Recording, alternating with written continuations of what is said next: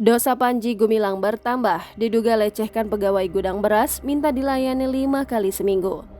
Kontroversi Panji Gumilang, pimpinan pondok pesantren Al Zaitun kian bertambah. Menjadi tokoh panutan para santri justru membuat Panji Gumilang gelap mata. Berbagai macam dosa sepertinya melekat pada pria berusia 77 tahun tersebut. Entah benar atau tidak, terbaru Panji Gumilang diterpa isu tak sedap, yakni melakukan pelecehan seksual pada seorang pegawainya. Dugaan pelecehan seksual itu turut diungkap mantan wali santri Ponpes Al Zaitun dan ex-anggota NII KW 9 Leni Siregar. Dalam kanal YouTube Metro TV, Leni Siregar bahkan membongkar bukti dugaan pelecehan seksual di lingkungan Ponpes Al Zaitun. Ia mengaku memiliki bukti berupa rekaman suara dan video.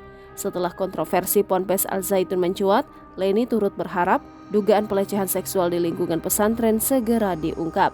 Menurut Leni, korban pelecehan tersebut adalah seorang pegawai di Ponpes Al Zaitun. Ironisnya, kata Leni, Panji Gumilang diduga memberi doktrin agar korban menurut saat dilecehkan. Dalam seminggu, bahkan korban bisa diminta melayani berkali-kali. Namun hingga kini belum ada konfirmasi lebih lanjut dari Panji Gumilang terkait isu ini. Jangan lupa subscribe, share, komen, dan like ya!